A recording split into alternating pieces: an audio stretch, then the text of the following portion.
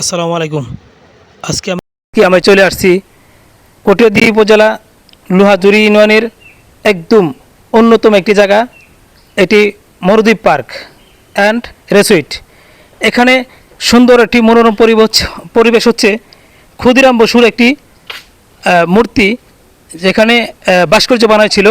এই ক্ষুদিরাম বসুর যে ভাস্কর্যটি, এটি কে বা কারা এটা নষ্ট করে দিয়েছে। আসলে দেখেন, আমি যেই পার্কে আসছি, এই পার্কের এই ভাস্কর্যটি একটি অন্যতম দৃশ্য। এই দৃশ্যটি অসাধু কিছু ব্যক্তি আছে পার্কের ভিতরে প্রবেশ করে এই ভাস্কর্যটি এভাবেই ধ্বংস করে ফেলার চেষ্টা করছে।